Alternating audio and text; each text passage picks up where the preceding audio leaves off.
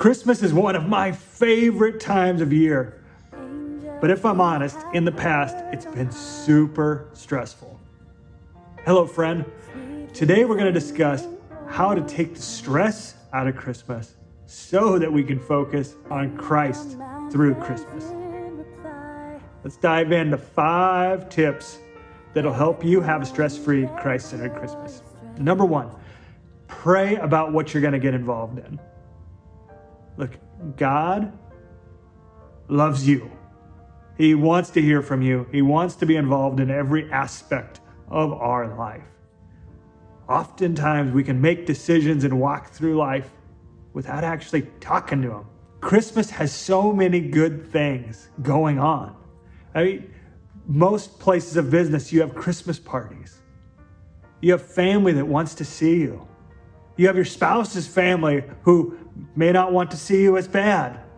You have your family and all the activities. You have church and all the different celebrations that are going on there. I mean, there are so many activities, it can be overwhelming. But God has infinite wisdom.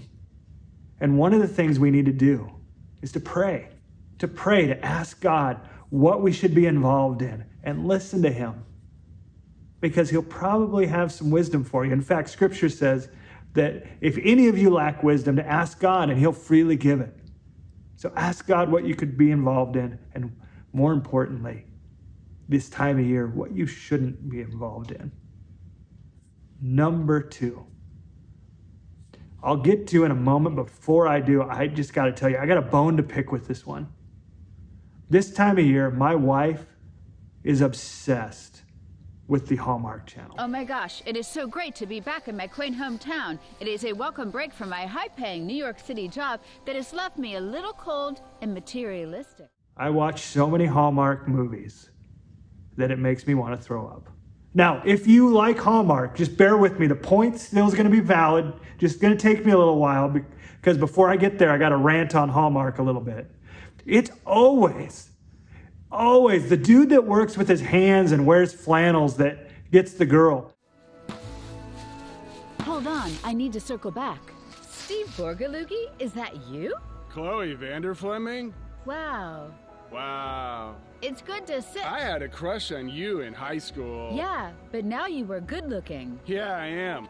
This act's really And the helps. poor business guy, which I am one, is the villain. He cares so much about his business and not the girl that he's with, and so he's out of priority. Instead of confronting the guy that's out of priority, he just gets left for the guy that works with his hands and has flannel, and his family's multimillionaire and he doesn't have to work. There you go. That's every Hallmark plot in a nutshell. Now, but in all reality, Hallmark movies, social media, all the other stuff, it gives us these unreasonable expectations for Christmas. See, the thing that I've noticed in those movies is the characters in those movies somehow have limitless time. They're just gallivanting around town. Oh, and the snow is falling, and that's not reality. You're working. You have things. You have limited time.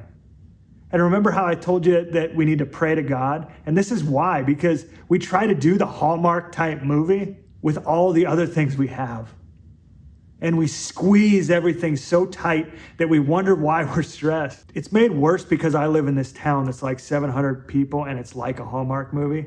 We got to really watch it. In fact, we're going to the Christmas tree lighting this Saturday. That's just going to expand on the Hallmark expectations. We need to fight this expectation to live out a fantasy, which is what that show is. It's a fantasy. It's not reality. Social media, it's a fantasy. It's not reality. Be aware that we carry those expectations, and when we try to live them out, it leads us to a dangerous place. Number 3, this one's a hard one, but it's that recognize you're going to disappoint people. See, there's not a holiday that goes by that other people don't have expectations for you and your time. And so as you pray about what to get involved in, as you lower your expectations, you're going to have to say no to some people. And they want to see you, and so they're going to be disappointed. And we all have to face that every holiday.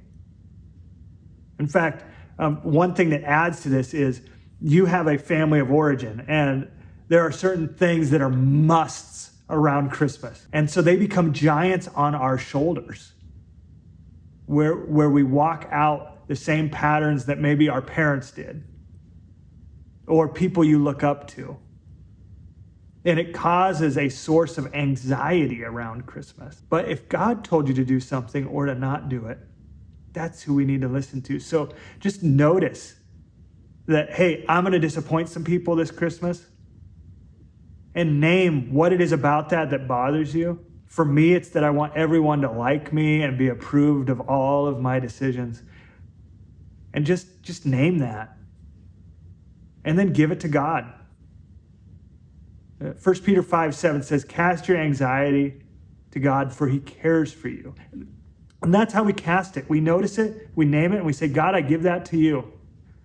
And then you're going to be tempted to pick it back up. And you're going to have to notice it and name it and give it back to God. It's okay. Like, don't be hard on yourself. That's just a reality of our human nature.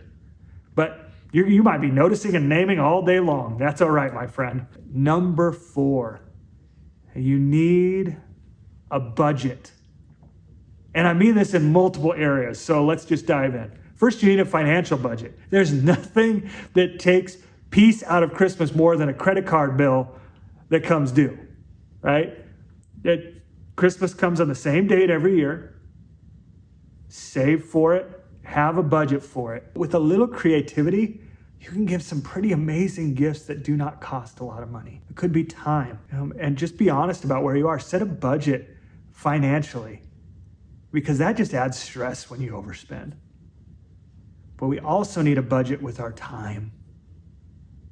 You only have so much time. Are you honest with the amount of time you have? While you're making your plans, be honest with that time. And then energy. You only have so much energy. Are you budgeting that energy? I'm an introvert, a major introvert. In fact, if we met in a room, I'm either going to be one of two modes. I'm going to be on and smiley and talkative, or I'm going to hide from you, because I've had it with people. I have a low tank for my amount of output of socializing, especially if I'm in settings where I don't know a bunch of people. So my wife is a teacher in our town, and so they a lot of times have a Christmas party for teachers and their spouses. That hour and a half takes me a good 48 hours to re-energize so that I want to see another human being. And it's not because the people are terrible. It's because I am awkward around people I don't know, and I don't know what to do, and it takes a lot of energy. So how you can manage that and budget that is you can look at yourself and go, what robs me of my energy? And more importantly, what people, places, and activities energize you? Make a budget and a plan for it. So if you're going to do a high cost activity of your energy, like I just described, I'm going to want to spend a lot of output of energizing myself before that, so I show up as my best version because my wife values that. And I'm also going to budget time to recover on the other side of that. So be honest. If you're super social, you're going to do the opposite of what I just said. Your energizing things are going to be more social things. And where you have a little more laid back time to yourself, you're going to have to want to budget and prepare for those moments. We're all different. It's the beauty and the gift of this world. But budget your money, your time, and your energy. All right, the next one, traditions. How can you form traditions that are both fun and around Jesus? See, we do some simple things in our household, and I'll just describe that to you. We've done this since I was a little boy in my own house. And so the ones that we really liked, we adopted into my current family, which my wife and my kids. 1, we sing happy birthday to Jesus and have a dessert on Christmas. Growing up, it was vanilla ice cream with coconut on them. I don't know why that was what it was when everyone had a little candle in it. There was like 50 of us all gathered with my extended family. The wax would get all over the thing. It was the messiest thing and a fond memory. So today we still sing happy birthday to Jesus. We sing Christmas carols. I come from a family that loves to sing. I don't. But do you know what I like to do is I like to listen to Christmas music. So instead in my family, that's what we do. Turn the lights off in the room, have the Christmas tree lights showing, and watch Christmas music. We go to Christmas Eve service. The Christmas tree lighting that's in my town that happens this Saturday, that's another tradition. Now, that one's not necessarily Christ-centered, but for my family, it reminds us, and as we walk from our house to where the Christmas tree lighting and home, our tradition is to talk about what we're thankful for and what Jesus has done in our lives this last year. For you, what is it? What are some fun things that you can do that are traditions, but that refocus you on Jesus? Because in the busy season, the busier we get, the more we stop seeing God and start seeing our activity and our problems. Look, the title said stress-free Christmas, but here's the deal. It's gonna have some stress to it, but our goal is just a little less stress than normal. And every year it's one that will build on each other as you build these habits in this busy time of year. May God bless you richly as you celebrate the birth of our Savior.